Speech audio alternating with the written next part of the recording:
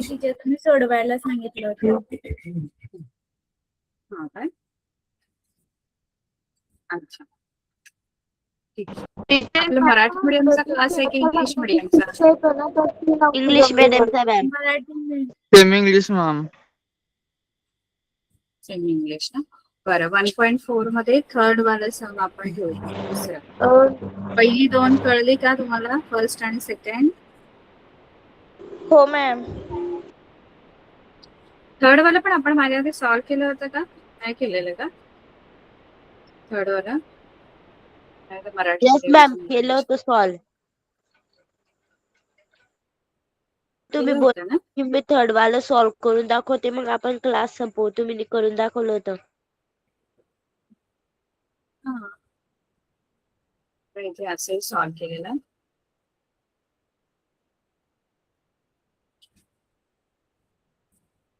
हे बघा.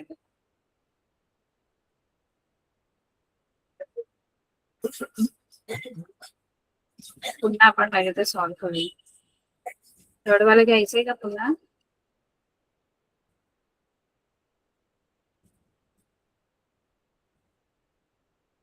की फोर्थ वाला घेऊया? थर्ड वाला घेऊया पुन्हा? फोर्थ वाला घेऊया मॅम. थर्ड पाहिजे तर थर्ड पण आपण एकदा रिवाइज करू परत. फक्त मला सम सांगायचे आहे. 27 सम सांगा पटापट. x-2 plus 31/y+3 = 85. हे फर्स्ट इक्वेशन आहे आणि सेकंड इक्वेशन आहे 27/y+3 = 89. हे सेकंड इक्वेशन आहे.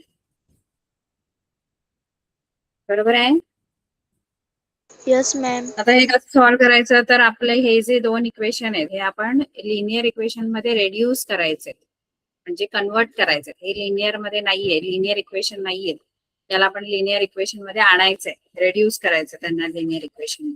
मग त्यासाठी हे जे इक्वेशन आहेत हे आपण कसे लिहू शकतो? कसं लिहायचं? तर कोइफिशियंट जो आहे तो वेगळा करायचा आणि व्हेरिएबलचा पार्ट वेगळा करायचा असतो. कोइफिशियंट, आता इथे तुमचा कोइफिशियंट काय दिसतोय? कोइफिशियंट काय इथे? तो वेगळा करायचा. कोइफिशियंट कोणता आहे? वरचा जो आहे हा नंबर, हा कोइफिशियंट आहे. आणि व्हेरिएबल कुठे आहे? तर व्हेरिएबल डिनॉमिनेटर मध्ये आहे. मग तो व्हेरिएबल वेगळा करायचा. मग कसं लिहायला सांगितलेलं मी तुम्हाला? 27 इंटू काय लिहायला सांगितलेलं? 27 इंटू 1/.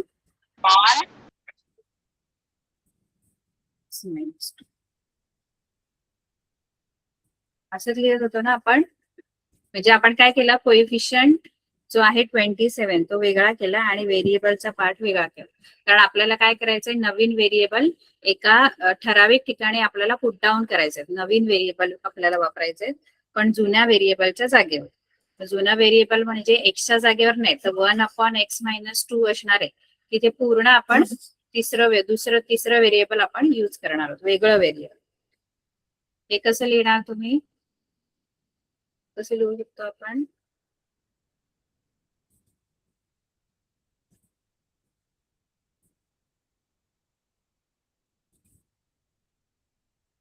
काय मॅम? 31/y+3 जे आहे ते आपण व्हेरिएबल आणि कोइफिशियंट वेगळं वेगळं कसं लिहायचं? कसं लिहायचं आपल्याला? 31 वेगळा करायचंय. 31 मल्टिप्लाय ब्रॅकेट 1/y+3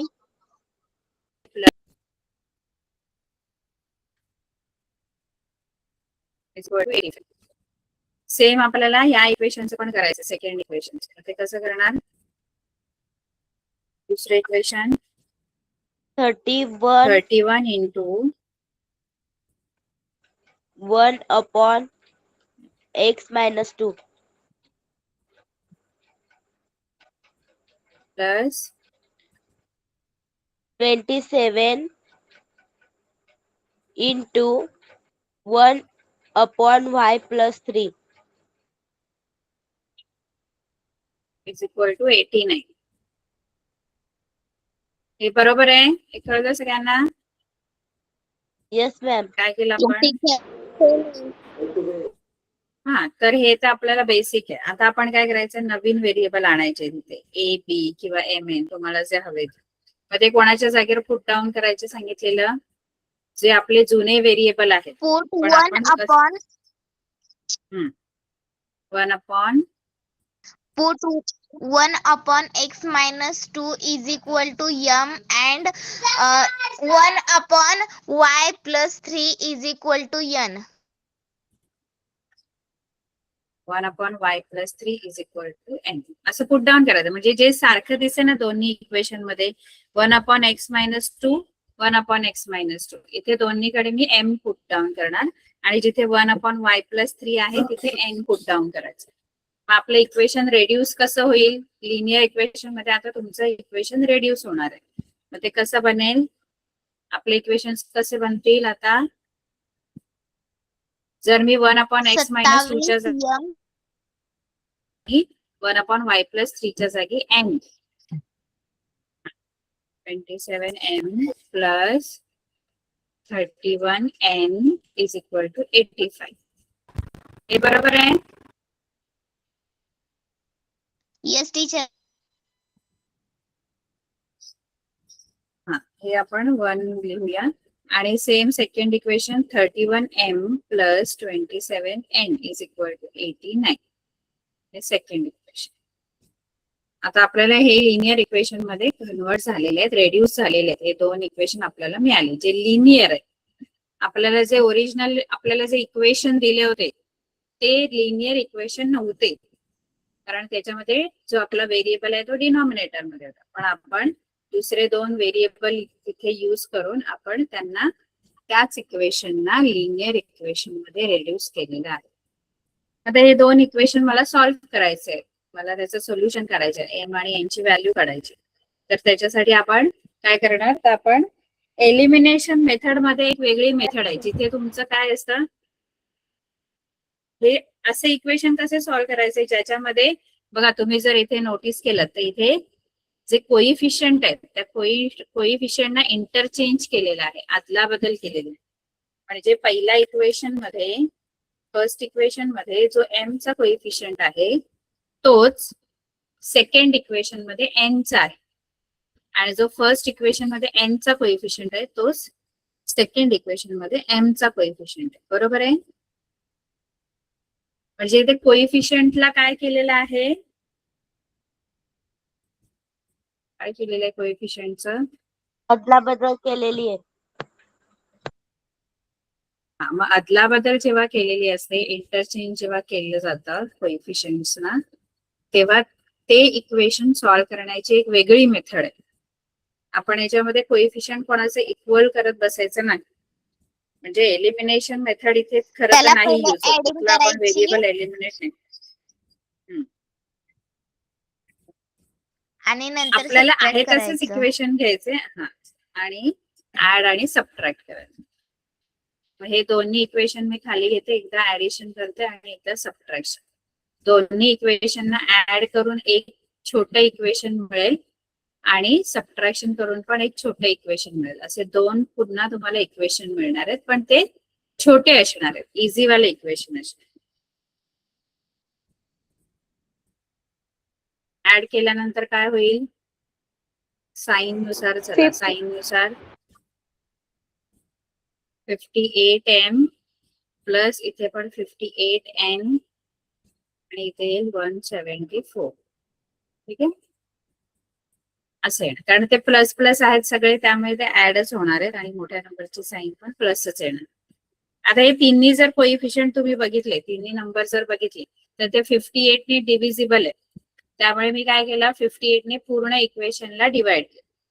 58 ने पूर्ण इक्वेशनला डिवाइड केल्यानंतर असं 58 ने पूर्ण इक्वेशनला मी डिवाइड केलं, कारण 174 पण 58 ने डिव्हिजिबल आहे.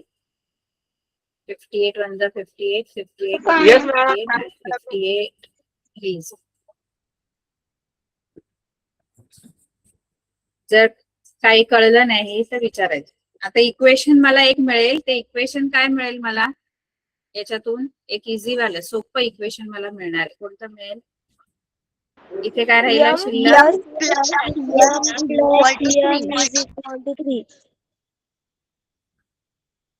हे तुमचं थर्ड वालं इक्वेशन तुम्हाला मिळालं. ठीक आहे, जे सोपं आहे.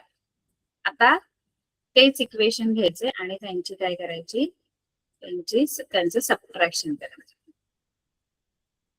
31m plus 27m is equal to 18. हे दोन इक्वेशन घेतले. दोन इक्वेशनना मी आता सबट्रॅक्ट करणार. सबट्रॅक्ट आपण जेव्हा करतो तेव्हा खाली जे इक्वेशन असतं त्या सगळ्यांची साईन चेंज होते या मायनसमुळे, सबट्रॅक्शनमुळे. बरोबर आहे? सबट्रॅक्शनमुळे मायनस, आपण जेव्हा इक्वेशनना सबट्रॅक्ट करतो तेव्हा या सबट्रॅक्शनमुळे किंवा या मायनस साईनमुळे खाली जे इक्वेशन आपण लिहितो त्या सगळ्यांची काय होते, त्या पूर्ण इक्वेशनची काय होते, साईन चेंज होते. आता हा 31 ची साईन काय आहे? 31m ची साईन कोणती आहे? आधी साईन कोणती आहे त्याची? 31m ची काही साईन नाही, म्हणजे ती प्लस होती. मग आता काय झाली ती 31 ची साईन मायनस है ना. ही पण प्लस होती 27 आणि ती पण मायनस. हे पण प्लस 89 होते, ते मायनस 89 होते. आता साईन ज्या चेंज झालेल्या आहेत त्या घेऊन आता बघायचं काय होतंय, काय आन्सर येतं. ऍडिशन होतंय, सबट्रॅक्शन होतंय, मोठा नंबर कोणता आहे त्याप्रमाणे आन्सर त्याचा आपल्याला शोधायचंय. आता पहिल्यामध्ये हे 27m आहेत प्लस 27m आहेत आणि मायनस 31m आहे, कारण साईन चेंज झाली. आता 31 ची मायनस घ्यायची. प्लस 27m मायनस 31m किती होतात? Plus 27m minus 31m -4m minus 4 आहे. इथे आता कारण मोठा नंबर 31 आहे त्याची साईन मायनस आहे म्हणून मग मायनस आहे. इथे प्लस 31m आणि 27m चं साईन प्लस नाहीये, मायनस झालेलं आहे. आता त्यामुळे एक प्लस 31 आहे आणि दुसरा मायनस 27n आहे. पुन्हा प्लस आणि मायनस मुळे सबट्रॅक्शन होणार आणि मोठ्या नंबरचं साईन येणार. म्हणजे काय आन्सर येईल? प्लस मायनस प्लस 4n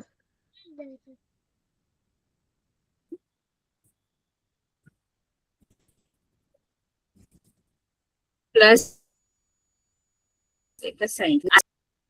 आता इकडे पण हा प्लस 85 आहे आणि 89 मायनस आहे. एक प्लस आहे, एक मायनस आहे, कारण साईन चेंज झाली 89 ची, मायनस झाली. त्यामुळे पुन्हा यांचं पण सबट्रॅक्शन होणार आणि मोठ्या नंबरचं साईन येणार. म्हणजे काय आन्सर मिळेल?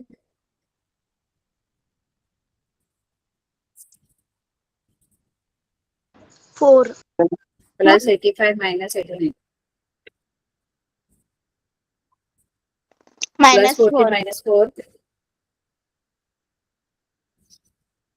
मायनस 4, कारण मोठ्या नंबरची साईन 89 ची साईन येणार.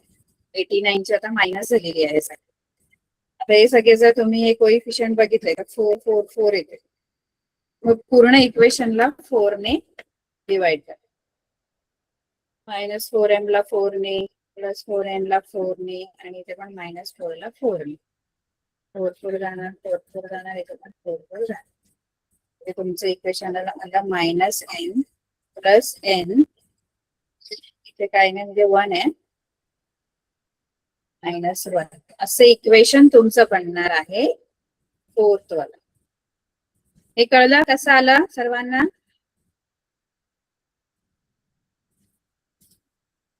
Yes ma'am. समजा क्या? Yes ma'am. आता हे दोन जे छोटे छोटे इक्वेशन, इंग्लिश इक्वेशन आपल्याला मिळालेले आहेत ते घ्यायचे आणि त्यांना फक्त काय करायचं, ऍड करायचं. फक्त ऍड करायचं, कारण कोणता तरी व्हेरिएबल जाणारच आहे ऍडिशन करून, त्यामुळे फक्त ऍड करायचं. सबट्रॅक्शन करायच्या भानगडीत पडायचं नाही. मग ऍडिशन केल्यानंतर याच्यामध्ये कोण जाईल, एम जाईल की एन जाईल?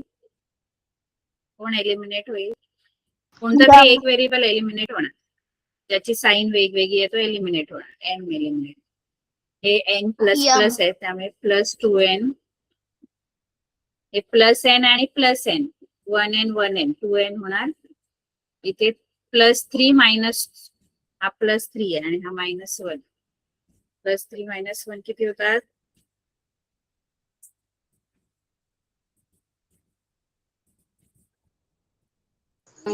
4 2 हे बघा इथे ऍडिशन दिलंय इक्वेशनचं, म्हणून टर्मचं पण ऍडिशन होतं असं नाही. इक्वेशनचं ऍडिशन सबट्रॅक्शन आपण एखादा व्हेरिएबल एलिमिनेट करण्यासाठी आपण ते करतो.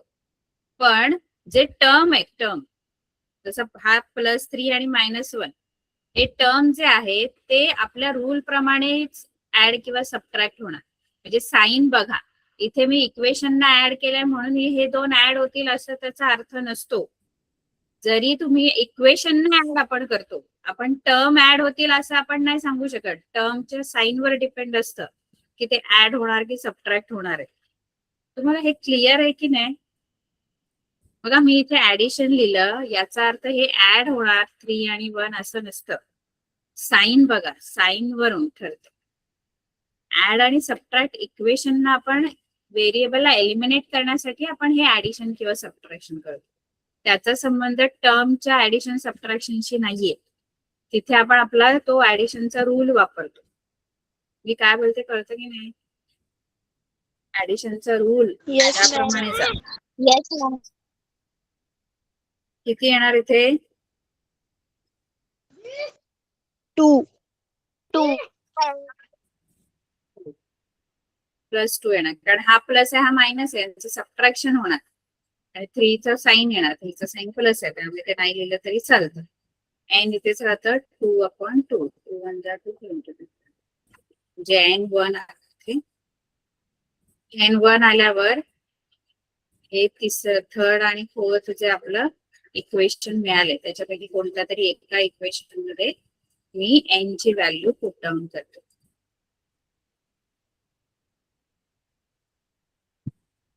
Put n is equal to 1 in equation 3. Third मध्ये आपण टाकूया. Third equation m plus n is equal to 3 असं आहे. n ची व्हॅल्यू 1 आहे. n ची व्हॅल्यू 1 आपण पुट डाऊन करणार n च्या जागी. +1 तिकडे जाऊन -1 होणार. आणि m ची व्हॅल्यू किती येणार? 2n. म्हणजे m2 आला आणि n1 आला.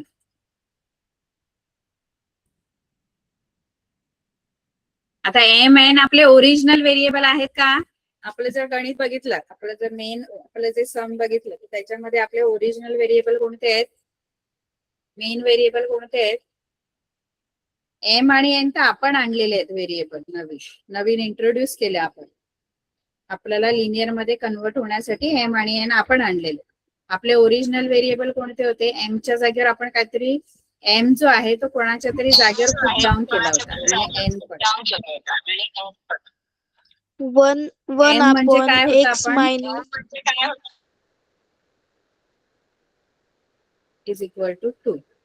1/x - 2 is equal to 2. आणि n म्हणजे 1/y + 3 is equal to 1. इथे काय नाही, फक्त क्रॉस मल्टिप्लाय करा. इकडे खाली काय नाही म्हणून 1 घेतलं मी आणि क्रॉस मल्टिप्लाय केला. तर हा जो 2 आहे, हा 2 आणि हा x - 2 हा मल्टिप्लाय होणार. 2 ला x - 2 हे काय लिहिलं कळलं? इज इक्वल टू 1 1 जा 1. हा 2 x - 2 ला मल्टिप्लाय होणार. बरोबर आहे?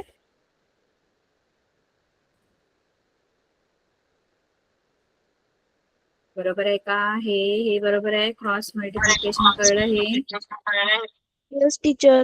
कारण हा 2 जो आहे तो x - 2 ला मल्टिप्लाय होणार आणि इथे y + 3 1 ला मल्टिप्लाय होणार. y + 3 1 ला आणि हा 1 1 येईल. आता y + 3 1 ला मल्टिप्लाय, कोणालाही 1 ने मल्टिप्लाय केल्यावर तेच येतं. y + 3 तर 1 ने मल्टिप्लाय केल्यावर y + 3 इज इक्वल टू 1 1 जा 1. इथे पण 1 1 चं 1च येणार राईट साइड. आता हे दोन्ही इक्वेशन फक्त आपण सॉल्व्ह करायचे एक्स ची व्हॅल्यू आणि वाय ची व्हॅल्यू मिळवण्यासाठी. आता इथे एक्स ची व्हॅल्यू कशी मिळेल? ब्रॅकेट ओपन करायचं. ब्रॅकेट ओपन करायचं म्हणजे हा 2 जो आहे त्याने या दोघांना पण मला मल्टिप्लाय करावं लागेल ब्रॅकेटला. ब्रॅकेटला मल्टिप्लाय करायचं म्हणजे ब्रॅकेटच्या आतमध्ये जे टर्म आहेत त्यांना मल्टिप्लाय करायचं. 2 ला x ने मल्टिप्लाय केल्यावर काय मिळतं? 2 ला x ने मल्टिप्लाय करायचं, 2 ला 2 ने मल्टिप्लाय. काय मिळेल मला? ब्रॅकेटचं मल्टिप्लिकेशन कसं मिळेल मला? किती? 2x minus 4. 2x minus 4 is equal to 1. ठीक आहे. आता हा -4 तिकडे नेतो आपण. आता x ची जशी आपण 1 व्हेरिएबलचे जसे आपण एक्झाम्पल सोडवतो तसेच x ची व्हॅल्यू काढायची. 4 तिकडे न्यायचा, इकडे 1 आहे आणि -4 इकडे +4 होणार. 2x is equal to 5 होणार. 2 तिकडे जाऊन डिवाइड होणार 5/2. x ची व्हॅल्यू 5/2 आली. आता इकडे y ची व्हॅल्यू काढायची. y ची व्हॅल्यू सोपी आहे. +3 तिकडे न्या, 1 - 3 होणार. 1 - 3 किती आन्सर येतं? 2. -2.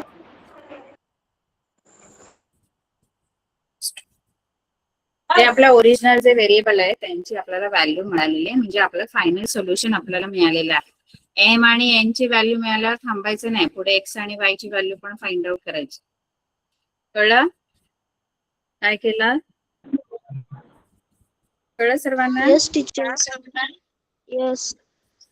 मॅम. आता आपण एक शेवटचं Yes, गणित आहे ते घेऊया. ते थोडं आणखी ट्रिक, थोडस अजून लेंदी आहे. चारही गणित आपण घेतलेले आहेत कारण ही थोडी 1.4 मुलांना जमत नाही, पण तुम्ही प्रॅक्टिस केली तर सोपं आहे खरं तर. तुम्ही या गणितांची ना प्रॅक्टिस करा. जर या गणितांची प्रॅक्टिस केली ना तर 1.1 ची पण तुमची होऊन जाणार प्रॅक्टिस. 1.1 ठीक आहे. शेवटचं गणित घ्यायचं.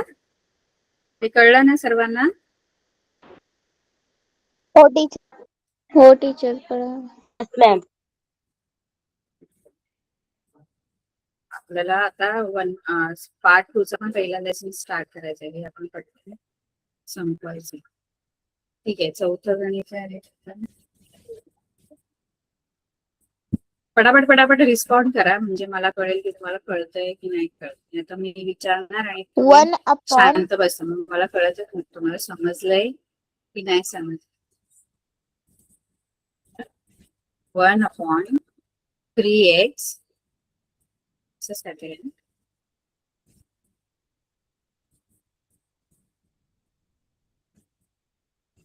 minus y is equal to 3/4. पहिलं इक्वेशन आहे.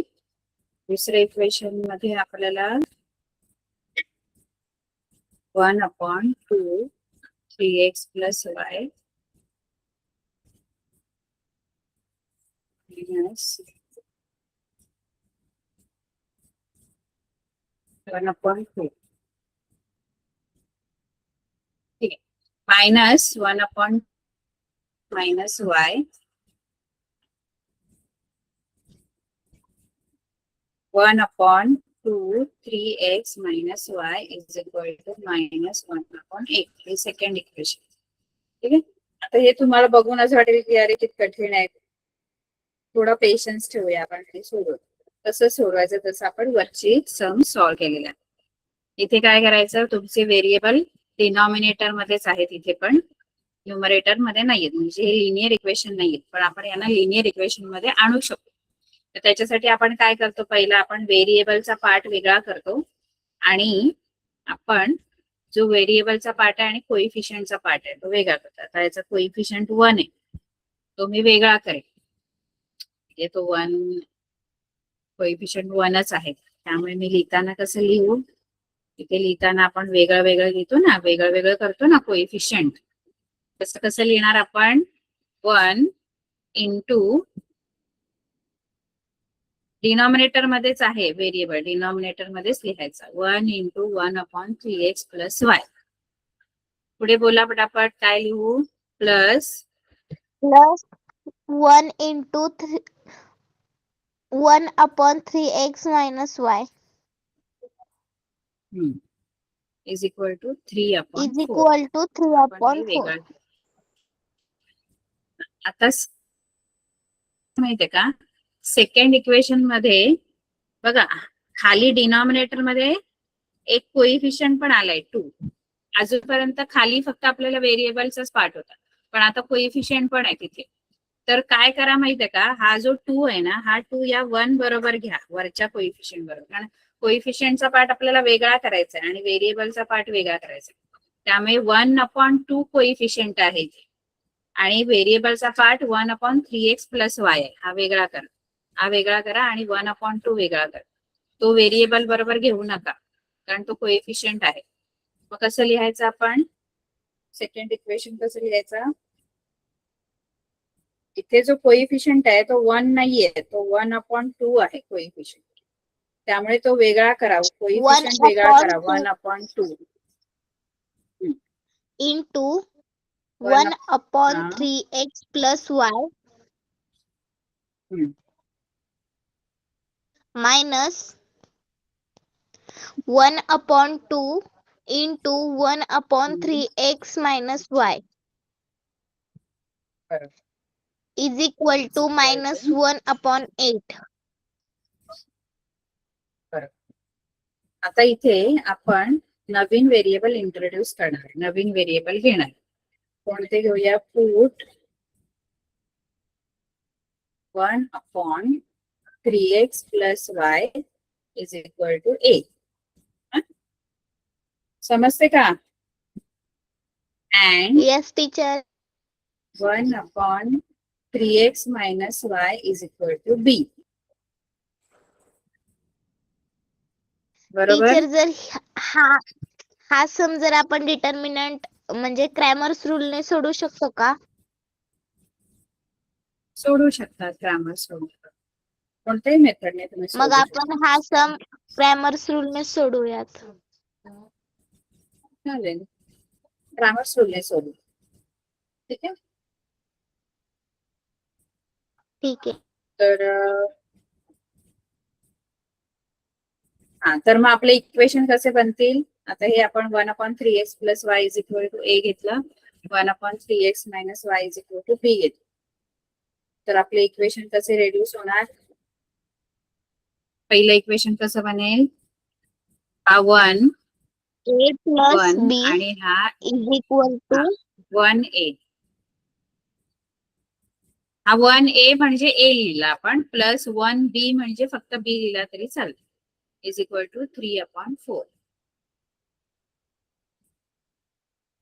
आणि सेकंड इक्वेशन 1/2 कोएफिशियंट आहे हा, आणि हा तुमचा a आहे. 1/2a plus minus 1/2b is equal to minus 1/8.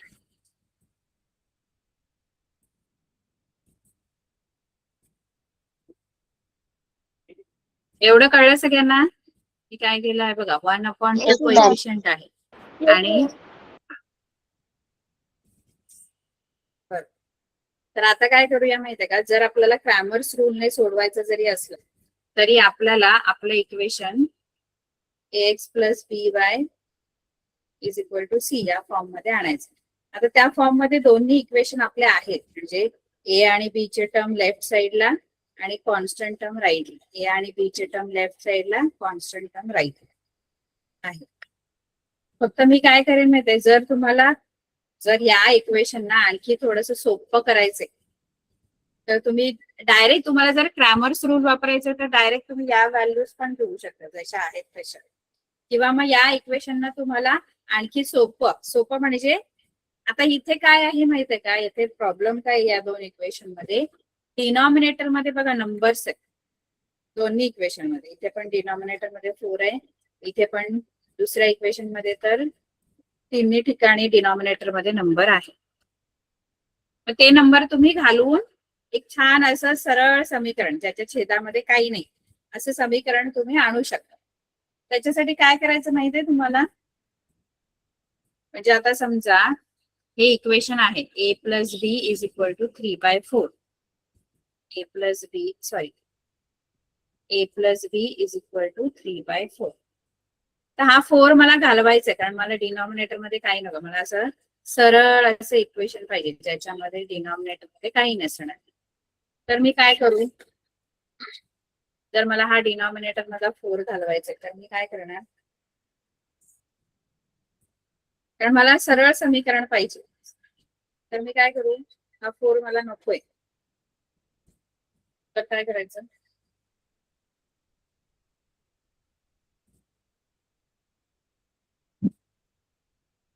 काय नाही करायचं. 4 ने काय करायचं? 4 घालवायचंय. 4 कसा जाईल? हा 4 ने मल्टिप्लाय केल्यावर 4 4 1 जा 4 4 1 जा 4. 4 ने मी जर मल्टिप्लाय केलं तर 4 निघून जातो. बरोबर की नाही? Yes yes ma'am. हा, तर मी काय करेन? पूर्ण एकाच टर्मला नाही मल्टिप्लाय. मी बोलेल इथे मला 4 नको तर फक्त इथेच मल्टिप्लाय करायचं. तसं नसतं. पूर्ण इक्वेशनला तुम्हाला 4 ने मल्टिप्लाय करावं लागेल. मग इथे पण 4 ने करावं लागेल, इथे पण 4 ने आणि इथे पण 4. ठीक आहे. 4 इंटू ए 4a होणार, प्लस इथे 4 ने मल्टिप्लाय केल्यावर 4b होणार, आणि इथे 4 ने मल्टिप्लाय केल्यावर तो 4 निघून जाणार आणि फक्त काय राहणार? 3 राहणार. 4a plus 4b is equal to 3. हे कळलं का काय केलं?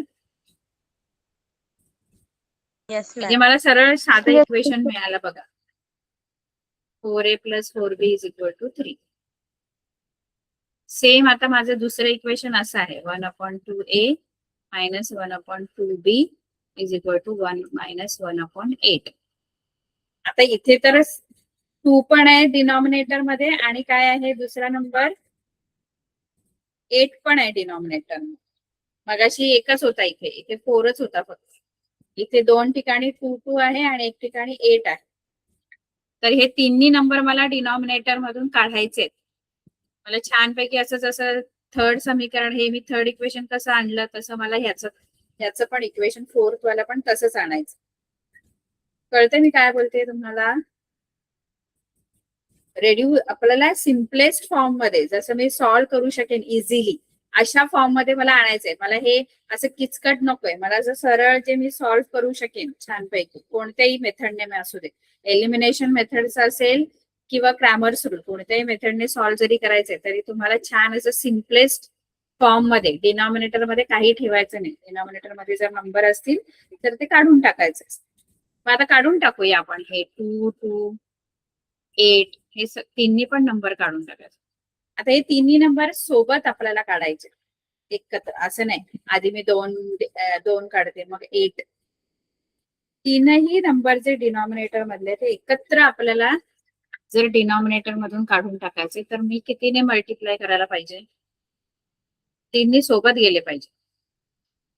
तर असा कोणता नंबर आहे ज्याने मी मल्टिप्लाय केलं की तिन्ही पण, हा पण जाईल, हा पण जाईल, हा पण जाईल डिनॉमिनेटर?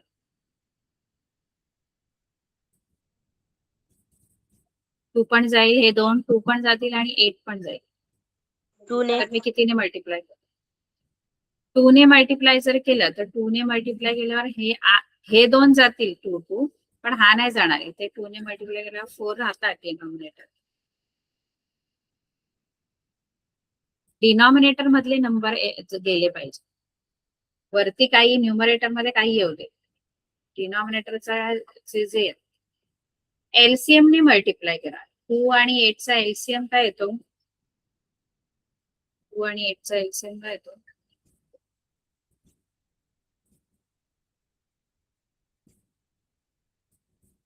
2 आणि 8 च्या टेबल मध्ये येणारा सगळ्यात छोटा नंबर कोणता आहे? एलसीएम 16. त्याच्यापेक्षा एक छोटा नंबर आहे ना जो दोघांच्या टेबल मध्ये येतो.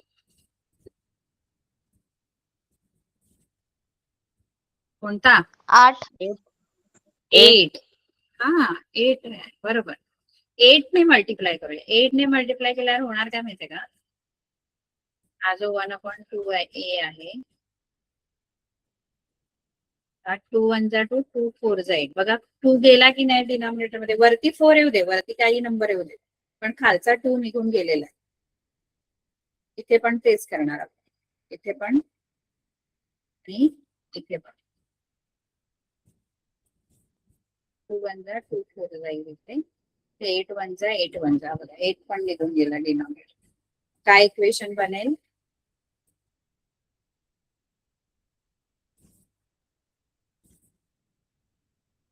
फोर वन जा, हे 4 आणि 1 मल्टिप्लाय होणार. 4 1 जा 4a 4a minus minus 4b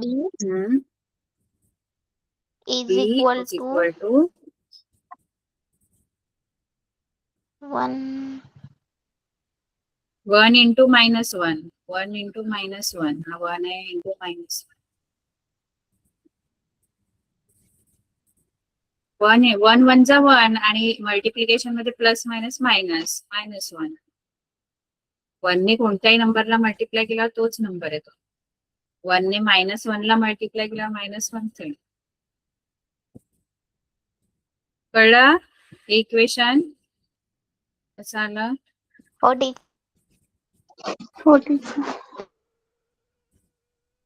मग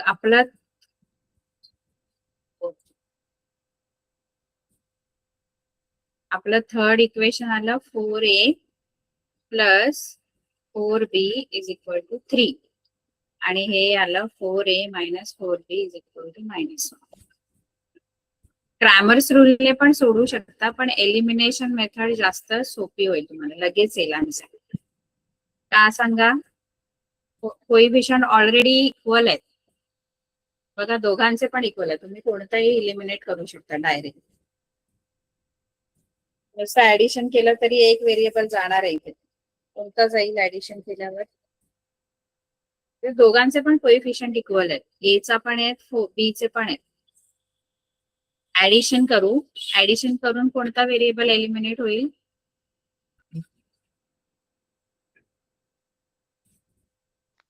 बी. बघा b 4b. बी एलिमिनेट होणार. तुम्हाला क्रॅमर्स रूल वापरायचा आहे, पण तो खूप लेंदी होणार, कारण आपल्याला डी फाइंड आउट करायला लागेल, डीएक्स. त्यापेक्षा एलिमिनेशन मध्ये डायरेक्ट जातात ते. बघा ना 4a plus 4b 4a minus 4b लगेच मिळतं आन्सर. जे आपल्याला इझी आहे किंवा जर लवकर होणार आहे ते करू. कळलं? क्रॅमर्स रूलने पण आन्सर सेम मिळणार. सॉल्व्ह करून बघायचं का क्रॅमर्स रूलने? पण एक्झाम मध्ये आलं तर हीच मेथड एलिमिनेशनच वापरा, कारण पटकन होणार आहे. तुम्हाला कोइफिशियंट इक्वल करायची पण गरज नाही. ऑलरेडी कोइफिशियंट पण इक्वल आहे आणि बी चे साइन पण वेगवेगळे आहेत. त्यामुळे फक्त ऍड केलं की तुम्हाला आन्सर मिळून जाणार. 4a प्लस 4a 8a येणार. इथे येणार. इथे किती येणार आन्सर? 2.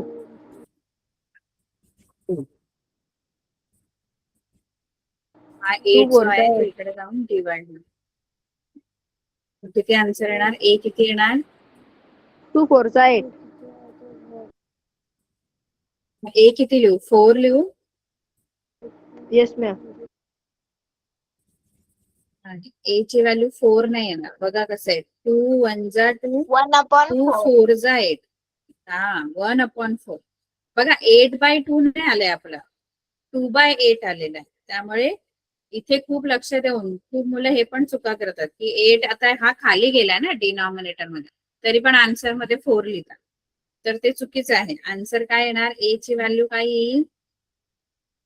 1/4. ची व्हॅल्यू 1/4.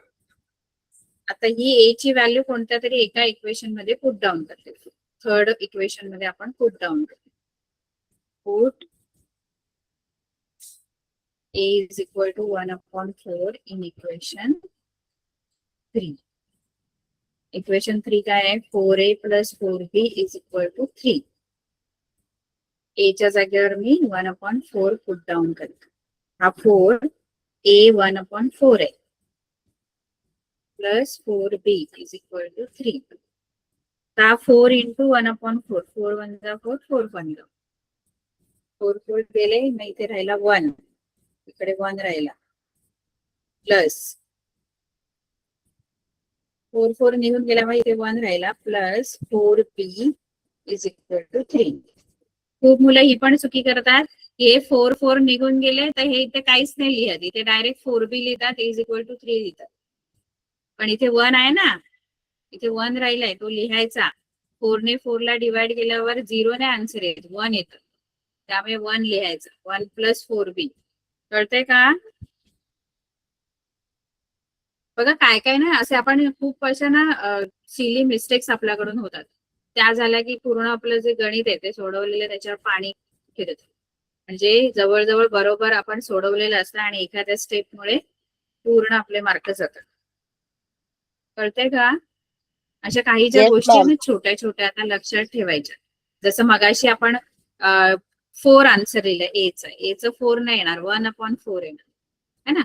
आणि इथे पण 4 1 जा 4, 4 1 जा 4 गेल्यावर मुलं काय करतात, त्यांना वाटतं इथे 0 आन्सर आला, तर तिथे 0 नाही, तिथे 1 आहे, त्यामुळे तो 1 इथे घ्यायचा असतो. आता बी ची व्हॅल्यू काढायची, तर 4b मी इथेच ठेवणार, हा 1 इकडे जाऊन मायनस होणार, 3 - 1.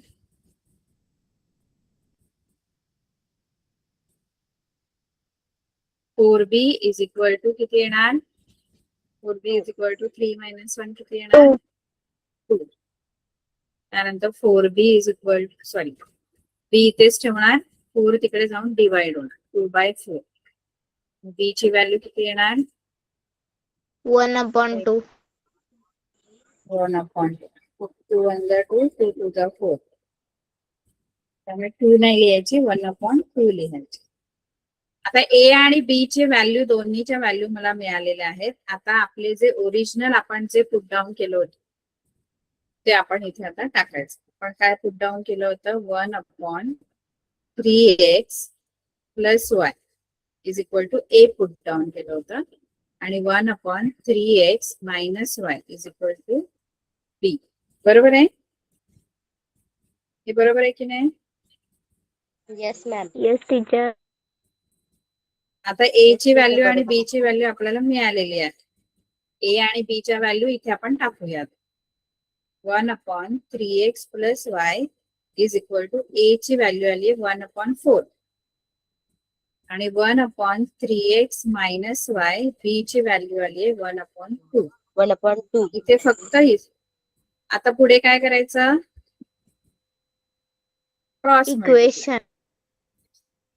इक्वेशन तयार करायचं, cross multiply. 3x plus y ला 1 ने मल्टिप्लाय करायचं. 3x प्लस y ला 1 ने मल्टिप्लाय केल्यावर काय मिळणार? 3x plus y is equal to 4. Same. आणि 4 1 जा 4 इज इक्वल टू 4. आणि इकडे काय मिळेल? 3x 3x minus y is is equal to equal 2. to 2. आता हे आहेत ना, हे पुन्हा तुम्हाला बघा इक्वेशन मिळाले. बघा आधीचं जे गणित होतं ना, त्याच्यामध्ये प्रत्येकामध्ये एकच व्हेरिएबल होता. बघा 1/x - 2, म्हणजे इथे फक्त एक्सच आहे आणि इथे वायच आहे फक्त. पण आता इथे एक्स वाय दोन्हीकडे आहेत, त्यामुळे इथे कसं झालं, इथे तुम्हाला डायरेक्ट एक्स ची व्हॅल्यू मिळाली आणि इकडे वाय ची व्हॅल्यू मिळाली. पण इथे तसं नाही होणार. इथे तुम्हाला आधी लगेच व्हॅल्यू एक्स वाय ची नाही मिळणार, तुम्हाला आधी इक्वेशन मिळतात. बघा हे बघा, हे 2 इक्वेशन मिळाले. हे तुमचं आपण 5वं इक्वेशन बोलूया, आणि हे जे आहे हे 6वं इक्वेशन मिळालं. बघा 3x प्लस y असं नाही ना, असं हे बघा याच्यामध्ये. आणि मगाशी आपल्याला कसं होतं? मगाशी आपल्याला x प्लस 2 होत. x plus 2 is equal to 1/x plus 2 is equal to a होता, म्हणजे इथे फक्त एक्सच होता. आता एक्स आणि वाय दोन्ही टर्म आहेत एका याच्यामध्ये, त्यामुळे आपल्याला इक्वेशन मिळतात. इक्वेशन मिळाले तरी काय कठीण नाहीये, सोपेच इक्वेशन मिळतात. आता यांना फक्त काय करा, यांना फक्त ऍड करा, कारण कोएफिशियंट इक्वल आहे. हे खूप मोठं गणित आहे, पण तुम्ही सोडवत गेला तर ते सोपं आहे. कळतं का? इथे पण आता तुम्ही जस्ट ऍड केलं तर एक व्हेरिएबल निघून जाणार. कोणता? 3x. तुम्हाला फरक कळला का? मगाशी काय होतं आणि आता काय आहे ते कळलं का तुम्हाला? Yes, ma'am. Yes, ma'am. बघा सेकंड, हे बघा इथे तुम्हाला हे दुसरं गणित आहे ना, दुसऱ्यात पण तुम्हाला लास्टला इक्वेशनच मिळणार, कारण इथे बघा x plus y x minus. तसं इथे नाहीये, इथे एक्स मायनस 2 आहे, म्हणजे इथे फक्त एक्सच व्हेरिएबल आहे आणि इथे वाय. पहिल्या याच्यात एक्स व्हेरिएबल आहे, दुसऱ्या याच्यात वाय. पण दुसऱ्या आणि चौथ्या सम मध्ये तसं नाहीये. सेकंड आणि फोर्थ मध्ये दोन्हीकडे एक्स वाय आहे, हे दोन्ही व्हेरिएबल आहेत. त्यामुळे इथे आपल्याला इक्वेशन मिळतं. सेकंड आणि फोर्थ जर तुम्ही बघितलं गणित तर त्याच्यामध्ये डायरेक्ट एक्स वाय ची व्हॅल्यू नाही मिळत, आधी इक्वेशन मिळतं. ते परत आपल्याला सॉल्व्ह करायला लागतं. आधी पण आपण सॉल्व्ह करतो इक्वेशन, परत तुम्हाला इक्वेशनच मिळतात, ते पण आपल्याला सॉल्व्ह करायला लागतं. पण ते वाले इक्वेशन इझी असतात, त्यामुळे ते लगेच सॉल्व्ह होतं. कळतं की नाही? की मीच बडबडते का?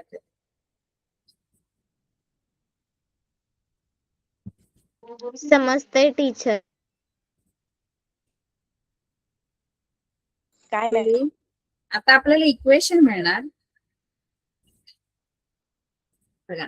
पहिला आणि तिसरं गणित जे आहे ना, त्याच्यामध्ये तुम्हाला डायरेक्ट लगेच व्हॅल्यू, म्हणजे जर आपण सॉल्व्ह केलं, ए आणि बी जे व्हेरिएबल आपण जे घेतलेले असतात त्यांच्या व्हॅल्यूज आपण पुट डाऊन केल्या, क्रॉस मल्टिप्लाय करून तुम्हाला लगेच एका ठिकाणी एक्स ची व्हॅल्यू मिळेल, एका ठिकाणी वाय ची व्हॅल्यू लगेच मिळेल. पण सेकंड आणि फोर्थ इक्वेशन जे आहे, सेकंड आणि फोर्थ सम आहे ना, हा याच्यात आणि ह्याच्यात सारखेपण आहे बघा. इथे एक्स प्लस वाय, इथे 3x प्लस वाय. पण हे वेगळं आहे बघा. तिसऱ्यामध्ये काय आहे, खाली एक्स मायनस 2 आहे बघा. पहिल्यामध्ये तुम्हाला वाय नाही, फक्त एक्स आहे, आणि दुसऱ्यामध्ये वाय आहे. त्यामुळे इथे तुम्हाला लगेच क्रॉस मल्टिप्लाय करून एका ठिकाणी एक्स ची व्हॅल्यू मिळेल, दुसऱ्या ठिकाणी वाय ची मिळेल. पण इथे लगेच नाही व्हॅल्यू मिळाल. इथे आधी 3x प्लस वाय ची व्हॅल्यू मिळेल आणि 3x मायनस वाय ची व्हॅल्यू, म्हणजे ते इक्वेशन मिळतील दोन. नाही कळलं मी काय बोलली? कळते मॅम. कळतंय फरक टीचर. सांगते त्या 4 सम मध्ये. हा, म्हणजे आता आपल्याला 2 इक्वेशन मिळाले. आता हे काय करा, फक्त आपण ऍड करायचं. फक्त ऍड करा, कारण एक व्हेरिएबल तसा पण जाणारच आहे. कोणता जाईल, एक्स जाईल की वाय? Elimination X. मेथडच वापरायची इथे. पण एक्स जाईल, हा जाईल की हा जाईल? हो टीचर. येस टीचर, तोच जाईल. कोणता एक्स? X हा. हा 3x. की वाय जाईल? 3x जाईल मॅम.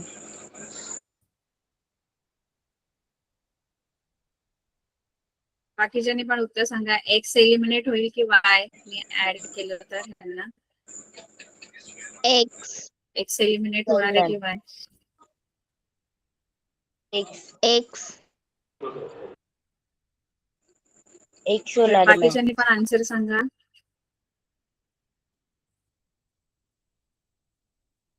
एक्स कसा एलिमिनेट होईल सांगा. एक्सचं साईन काय आहे दोघांचं पण? एलिमिनेट कोण होतो? ज्याची साईन आपण तर ऍडिशन केलं ना, वेगळी वेगळी. साईन तर बदलणार नाही. आहे त्या साईन मध्ये कोण जाईल? आता या आहेत त्या साईन मध्ये कोण एलिमिनेट होणार? कोणता variable eliminate? Y. Y eliminate, Y कारण वायची साईन बघा वेगवेगळी आहे. हा, एक्स नाही eliminate. 3x plus 3x 6x होणार आणि 4 प्लस 2 6 होणार. एक्स इथेच राहणार, 6 इथे जाऊन डिवाइड होणार. 6 म्हणतात 6. म्हणजे एक्स ची व्हॅल्यू किती आली आहे? 1. तर ही एक्स ची व्हॅल्यू 1. आपण कुठल्या तरी 2 पैकी एक इक्वेशन मध्ये पुट करायचं. y मध्ये 3x plus y is equal to 4. एक्सच्या जागेवर मी 1 put down. 3 into 1 plus y is equal to 4. y is equal to 4. y इथेच ठेवायचं, 3 तिकडे जाऊन मायनस होणार. म्हणजे y ची व्हॅल्यू परत किती आली? 1. y पण 1 आला, One. x पण 1. 1.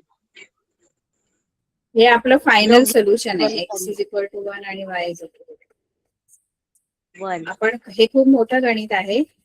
आपण काय केलं, आधी ए बी घेतले, त्यानंतर आपण ह्याचे जे डिनॉमिनेटर मध्ये खाली नंबर आहे ते काढले आणि आपण 2 इक्वेशन तयार केले.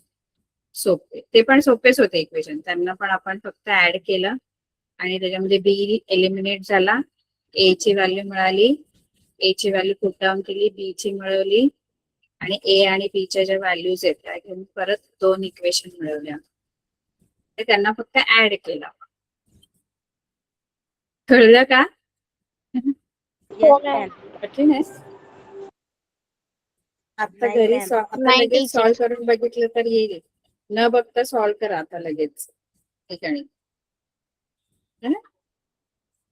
हो मॅम. ठीक आहे, चालेल. नेक्स्ट याच्यामध्ये आपण वर्ड प्रॉब्लेम घेऊया आणि संपलं हे हा लेसन. मग आपण पुढचं स्टार्ट. ठीक आहे. Goodbye. Good night. हो teacher. Goodbye. Good night teacher. Ma'am.